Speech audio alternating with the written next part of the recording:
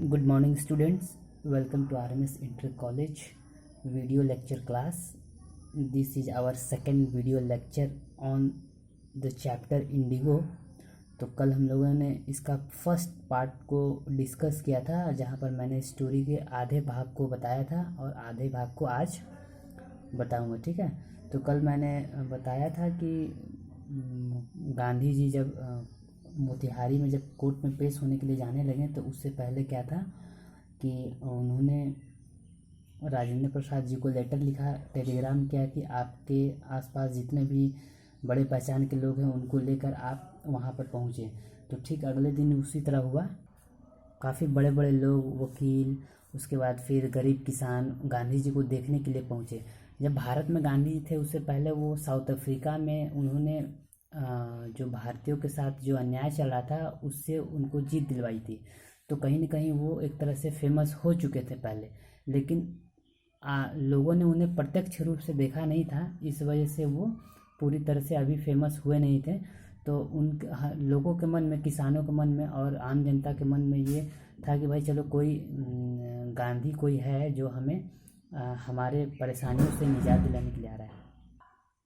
Finally जो court में क्या है कि केस स्टार्ट हो गया और हियरिंग स्टार्ट हो गई। उसके बाद गांधी जी पर कोर्ट जो है वो सुनवाई करने लगी और इस दरमियान काफ़ी ये सेशन काफ़ी लंबा चला।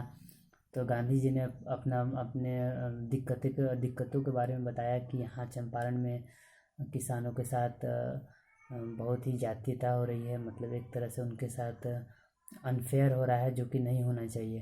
तो और उनके पक्ष में काफ़ी लोग भी जुट गए थे, कोर्ट के बाहर काफ़ी भीड़ हुई थी, काफ़ी लोग आ गए थे। तो इससे क्या हुआ कि जो मजिस्ट्रेट है वो काफ़ी डरा टाइप से था और फिर हियरिंग सुनने के बाद उसने कहा कि ठीक है, आपको बेल दे दिया जाएगा, इसके लिए 2 घंटे का समय आपको मिलता है, तो बेल की राशि आपको जमा करना होगा।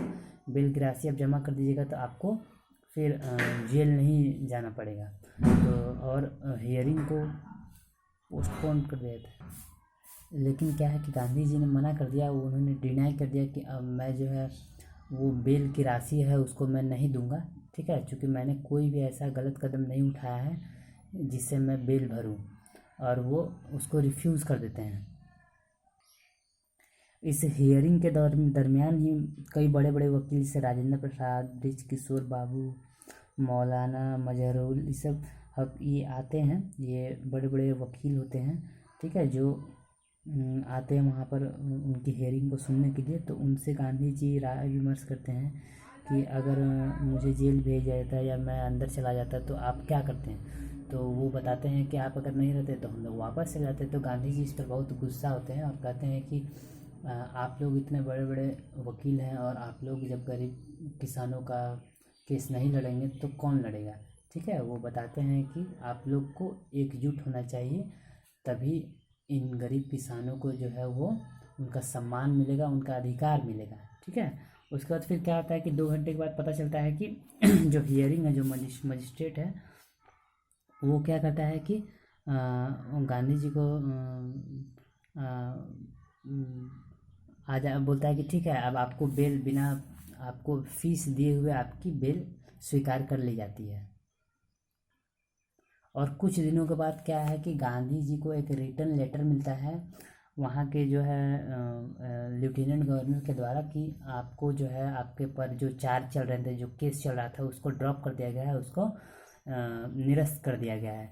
तो ये कहीं ना कहीं उनको लगा कि ये मतलब एक अवमानना था कि हम आपके जो जब वहाँ के न्यायाधीश ने कहा कि आपको बेल के तौर पर फीस देना होगा और गांधी जी ने मना कर दिया, तो फिर भी वो उनको आज़ाद कर दिया गया। तो कहीं ना कहीं उनको पता चल गया था कि अब क्या है कि अंग्रेजी सरकार जो है वो एकजुटता को, मतलब हम जो मेरे इस बदलाव को है वो समझ रही है, इस वजह से क्या है कि मेरे ऊपर जो भी चार्जेस हैं, जो भी केस है उसको खारिज कर दिया।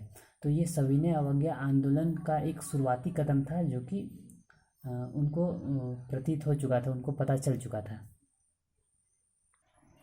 अब गांधी जी क्या है कि अब इस केस को थोड़ा सा आगे बढ़ाना चाह रहे थे।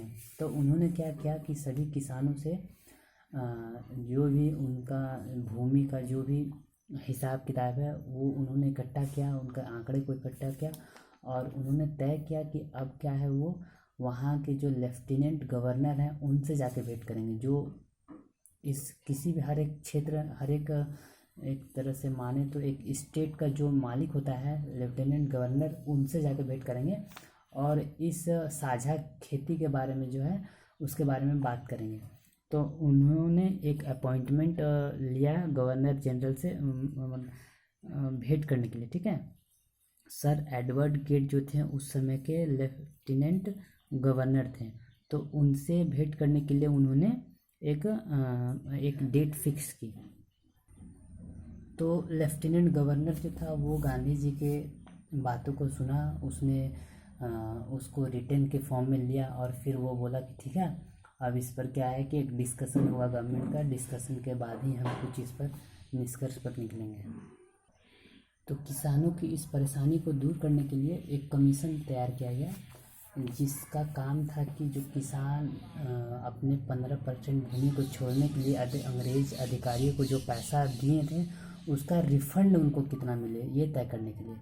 तो क्या हुआ कि जब एक कमेटी बैठी तो कमेटी में गांधी जी को बुलाया गया और उनसे प्रस्ताव लिया गया कि आप कितना आपको वापस चाहिए, कितना रिफंड, कितना पैसा आप वापस चाहते हैं। तो गांधी जी ने 50% का प्रस्ताव रखा, मतलब गांधी जी चाहते थे कि जितना पैसा किसानों ने अंग्रेज़ों को दिया है उसका 50% उनको वापस मिले, लेकिन अंग्रेज़ अधिकारी ने ना ना कहते कहते फिर बोला कि ठीक है हम 25% ही आपको दे सकते हैं। तो गांधी जी फिर एक्सेप्ट कर लिया। गांधी जी ने कहा ठीक है हम 25% देने के लिए भी तैयार हैं। तो कहीं ना कहीं वो एक तरह से 25% लेने का मतलब है कि वो समझ चुके थे कि अब हम ये तो एक छोटी सी शुरुआत है और अब हम जो चाहेंगे वो अंग्रेज़ों से ले सकते हैं, उनको मनवा सकते हैं, अपनी बात को मनवा सकते हैं। ये पहला कदम था एक सविनय अवज्ञा आंदोलन का। तो जब ये 25% जब ये पैसा वापस हो गया, रिफ़ंड हो गया, तो क्या हो गया किसान काफ़ी खुश हो गए। और आगे चलकर क्या हुआ कि अंग्रेज़ी सरकार ने, ब्रिटिश गवर्नमेंट ने क्या किया कि जो भी ज़मीन गरीब किसानों से ली गई थी वो उन्हें वापस कर दिया गया और ज़मींदारों से वो मुक्त कर दिया गया, भूखंड छोड़ दिया गया, ठीक है। उसके बाद क्या है कि नील की खेती भी ख़त्म हो गई। नील की खेती जो शेयर क्रॉपर जो हुआ करता था उसको भी ख़त्म कर दिया गया धीरे धीरे। इस तरह से गांधी जी काफ़ी फेमस हो गए, वहाँ चंपारण में काफ़ी फेमस हो गए और गांधी जी ने काफ़ी समय भी व्यतीत किया वहाँ के कल्चर को, वहाँ के सोसाइटी को समझने के लिए। उन्होंने अब वहाँ के पिछड़ेपन को, लोग गरीब थे, गरीब किसान थे, तो उनको उनकी दैनिक स्थिति को बदलने के लिए, उनके आय को बदलने के लिए, बढ़ाने के लिए, उनमें एकजुटता लाने के लिए गांधी जी ने काफ़ी प्रयास किए। और फिर उन्होंने कई लोगों का आह्वान किया, मतलब देश के विभिन्न भागों में बसे अच्छे अच्छे नेता, वकील और पढ़े लिखे लोगों को चंपारण बिहार बुलाया ताकि वो भी गांधी जी का साथ दे सके और इस बिहार में, चंपारण में नई बदलाव की शुरुआत कर सकें। तो कई लोग भी ये काफ़ी समय तक चला, तकरीबन गांधी जी 1-1.5 साल तक वहाँ पर रहें, ठीक है। तो गांधी जी ने देखा कि गरीब गांव जो किसान हैं, गरीब लोग हैं, वो उनकी हेल्थ कंडीशन जो है, स्वास्थ्य व्यवस्था, रहने की व्यवस्था वो काफ़ी दयनीय है। तो उन्होंने बड़े बड़े लोगों से रिक्वेस्ट की कि आप कुछ यहाँ पे मदद करें, सहायता करें, जिससे इनका जो है जीवन शैली इनकी अच्छी हो पाए। तो उनके 2 डिसाइपल थे, एक महादेव देसाई एंड नरहरि पारिख, ठीक है। ये महात्मा गांधी जी के डिसाइपल थे, इट मीन्स चेले थे। तो ये आए, इन्होंने गांधी जी को इस मूवमेंट, मतलब एक तरह से यहाँ के लोगों के जीवन में जो बदलाव लाने का एक प्रयास है, उनमें काफ़ी सहायता की इन्होंने। उसके बाद गांधी जी के छोटे बेटे देवदास गांधी भी आए, जो इस मूवमेंट को आगे बढ़ाने में उनकी सहायता की है। फिर गांधी जी की वाइफ जो हैं कस्तूरबा गांधी, वो भी आई, ठीक है।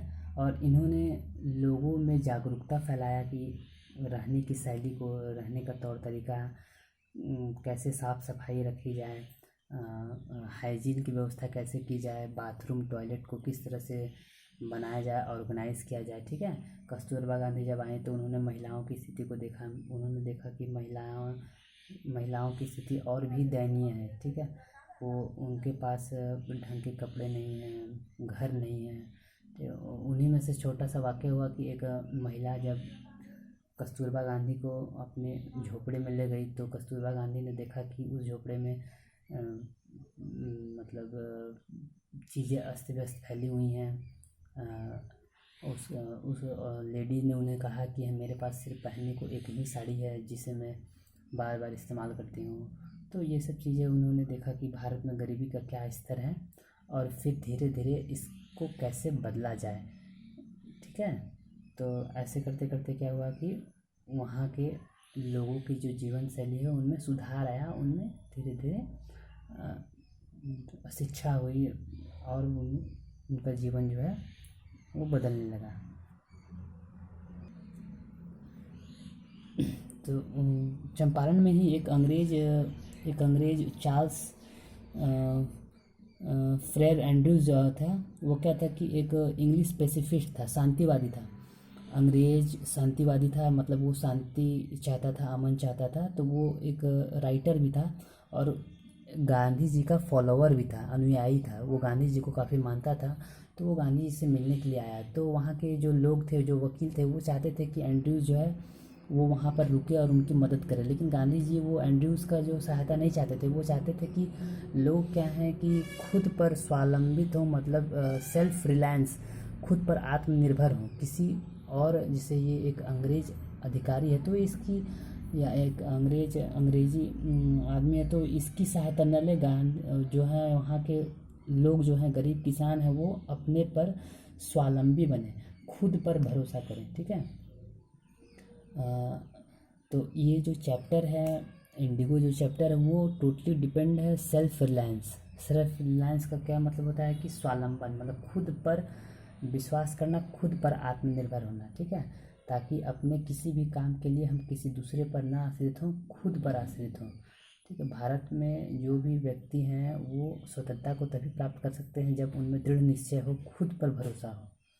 और कहीं न कहीं ये एक बड़ा अस्त्र बना जो कि